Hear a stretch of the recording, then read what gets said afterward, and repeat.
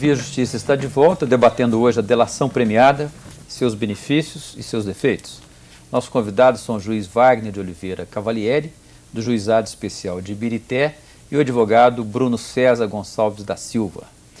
Doutor Bruno, tem se dito muito pela mídia de que a delação premiada poderá ser utilizada no julgamento do caso do Mensalão. Sem entrar no mérito especificamente do caso, do processo que está em andamento, o fato desse processo estar correndo no Supremo, pode vir esclarecer algumas dúvidas em relação ao Instituto sobre a aplicação? Sem dúvida.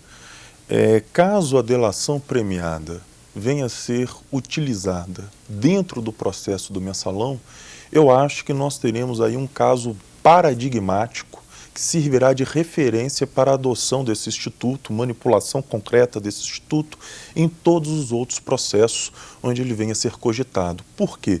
Porque este processo tramita no Supremo Tribunal Federal. Então nós teremos a Corte Constitucional ditando as balizas de aplicação, de valoração, de aceitação, enfim, da delação premiada. Sem dúvida, se isso vier a ser utilizado neste caso,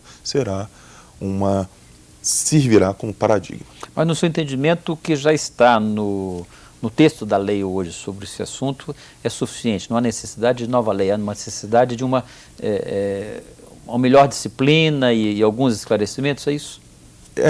A lei gera uma perplexidade muito grande ao intérprete, porque ela prevê a delação, estabelece quais são as consequências desta delação, mas cabe ao intérprete, à doutrina, dizer qual é a natureza jurídica desse instituto, quais são os limites de aplicação deste instituto. Em qualquer fase ele pode ser aplicado, desde a fase de inquérito, como na fase processual e até já na execução penal. É algo que hoje se cogita.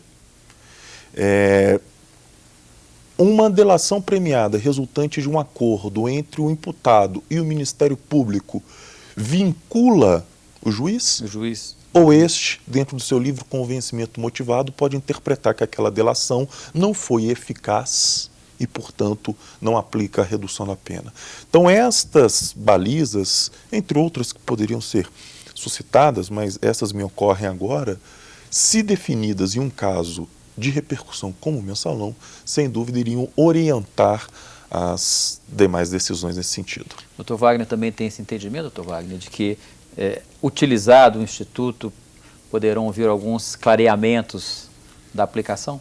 Com certeza, e inclusive ocorrendo um fenômeno inverso, porque, via de regra, a jurisprudência começa a ser formada na base, né, pelos juízes de primeiro grau, pelos tribunais, e nesse caso haveria o inverso, exatamente a Corte Maior do país decidindo sobre um caso e que, embora a lei já preveja há mais de uma década, não se tem tanta notícia de sua utilização. Né? Então, realmente seria bastante interessante se isso vier a ocorrer. Perfeito. Doutor Bruno, esse Instituto da Delação Premiada não é uma invenção brasileira, ele existe em algumas outras doutrinas no mundo, não é isso? Sim. O modelo mais conhecido, pelo menos nosso aqui, pelo que a gente vê no cinema, é o norte-americano. Sim. Só que há uma substancial diferença entre o emprego da delácio no contexto norte-americano e da delácio no nosso contexto. Por quê? Porque o próprio processo penal americano tem bases diametralmente opostas ao nosso. O modelo processual norte-americano segue ou tem como referência o modelo processual inglês. Já o brasileiro e de todos os países da América Latina tem como referencial o processo penal da Europa continental. Qual que é a substancial diferença, em que isso tem a ver com a delação premiada?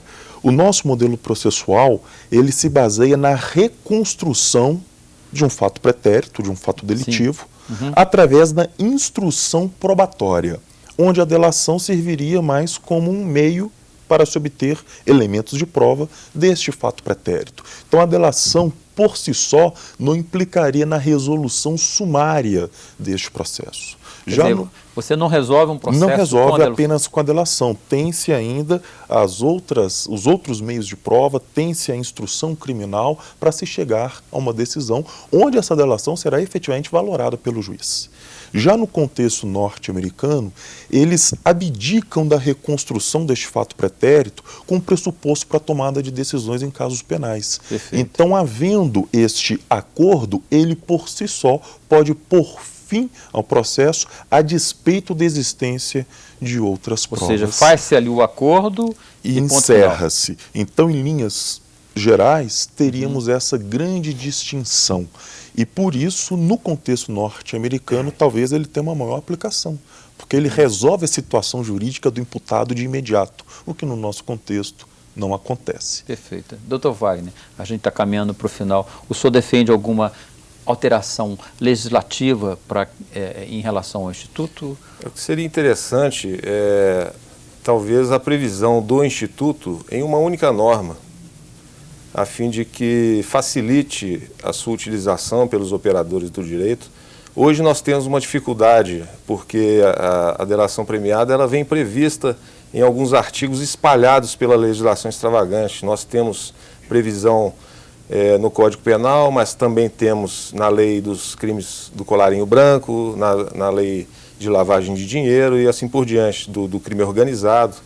E talvez fosse interessante compilar esse instituto, aperfeiçoá-lo e instalá-lo em uma única lei, a fim de que facilitasse... Deveria ser o Código de Processo Penal? Exatamente. E só voltando à questão, do ponto de vista do direito comparado, nós temos também uma ocorrência no direito italiano, que a partir daquela operação Mãos Limpas, foi amplamente utilizado a delação premiada, inclusive o primeiro a fazer essa delação foi o Tommaso Buscetta, que com a sua participação ele propiciou um golpe na estrutura mafiosa italiana. Perfeito. O que parece consensual é que o Instituto ele só será eficaz quando aplicado em relações a quadrilhas, a grupos, é isso? Ele tem que ter o condão de desbaratar uma organização, né, de se alcançar mais envolvidos, de impedir-se resultados daquela conduta delitiva, ou seja, ele tem que ser eficaz. Perfeito. É o primeiro pressuposto. Doutor Wagner, muito obrigado pela sua presença aqui, por essa participação no Via Justiça. Doutor Bruno, muito obrigado pela sua presença aqui. O Via Justiça de hoje termina aqui.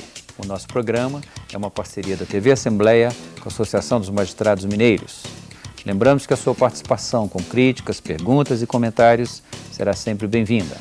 Você pode enviá-los para a nossa equipe de produção pelo telefone 31 3079 3453 ou pelos nossos 2 endereços eletrônicos, tv@almg.gov.br ou viajustiça@amarges.com.br.